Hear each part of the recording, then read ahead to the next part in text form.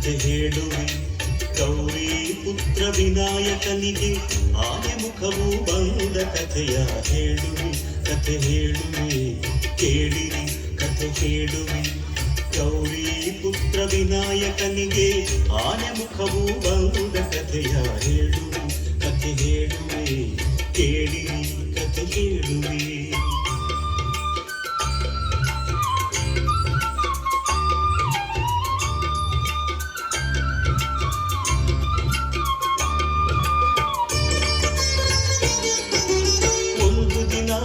ಪಾರ್ವತಿಯು ಸ್ನಾನ ಗೃಹಕ್ಕೆ ಹೊರಟಳು ಮಣ್ಣಿನಿಂದ ಮೂರ್ತಿಯ ಮಾಡಿ ಜೀವದಕ್ಕೆ ಇದ್ದಳು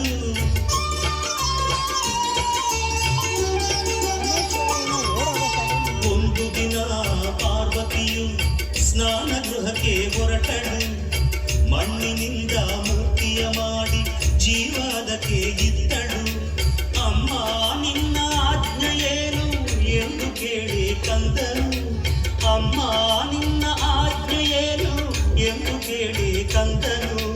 ಕಾವಲಿರು ಎಂದಳು ಗೌರಿ ಒಲವಿಂದ ಕಾವಲಿರು ಎಂದಳು ಗೌರಿ ಒಲವಿಂದ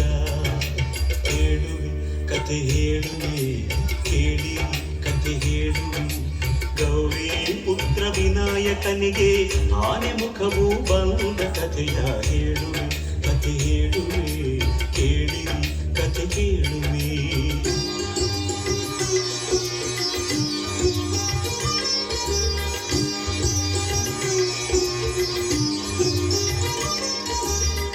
ಕಂದ ಕಾವಲಿರುವ ವೇಳೆ ಶಿವನು ಅಲ್ಲಿಗೆ ಬಂದ ಶಿವನು ಯಾರೆಂದರಿಯದೆ ನಿಲ್ಲಿಸಿದನು ಕಂದ ಒಳಗೆ ಬಿಡೆನು ಇಲ್ಲೇ ನಿಲ್ಲಿ ಎಂದು ಕಂದ ಎನ್ನಲು ಹೊರಗೆ ಬುಕ್ಕಿ ಬಂತು ಆಗ ಕೋಪದ ಹೊನಲು ಕೋಪದ ಹೊನಲು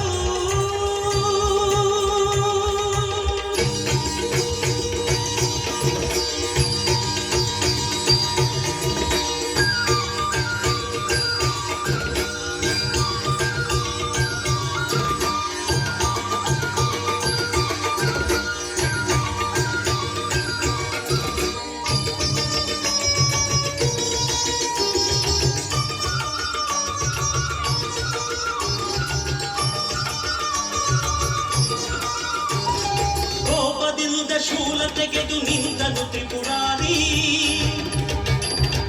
ಕಂದನ ತಲೆ ಕತ್ತರಿಸಿದ ಕಾಮ ಸಂಹಾರಿ ಶಬ್ದ ಕೇಳಿ ಒಳಗಿನಿಂದ ಓಡಿ ಬಂದಳು ಗೌರಿ ಸತ್ತ ಮಗನ ಕಂಡು ಹತ್ತು ಗೋಳಾಡಿದಳು ನಾರಿ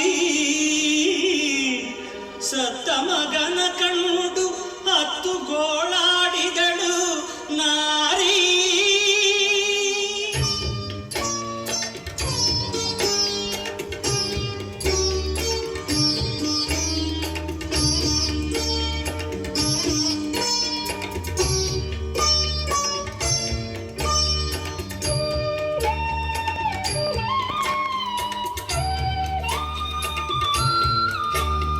ಸತ್ತ ಹುಡುಗ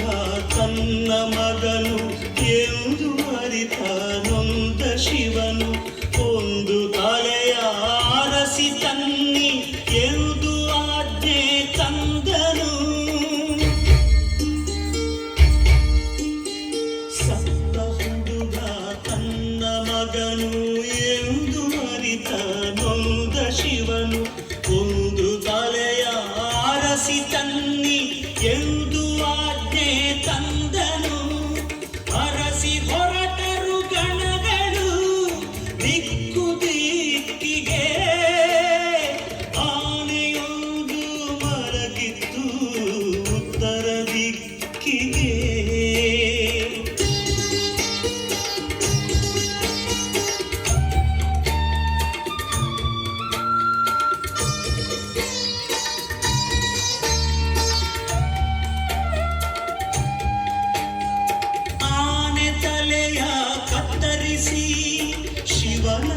ಭೂಮಿಗೆ ತಂದರು ಅದನು ಮಗನ ದೇಹಕ್ಕಿಟ್ಟು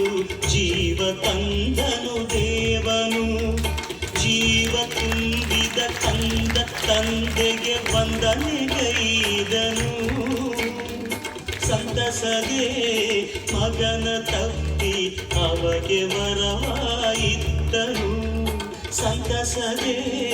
ಮಗನ ತಪ್ಪಿ ಅವಗೆ ವರವಾಯಿದ್ದನು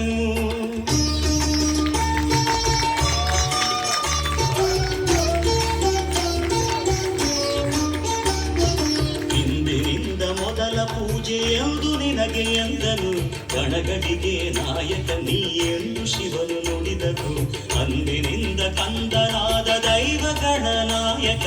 ಭಕ್ತರ ವಿಘ್ನಗಳನ್ನು ಹರಿಸುವ ವಿನಾಯಕ ಭಕ್ತರ ವಿಘ್ನಗಳನ್ನು ಹರಿಸುವ ವಿನಾಯಕ ಭಕ್ತರ ವಿಘ್ನಗಳನ್ನು ಹರಿಸುವ ವಿನಾಯಕ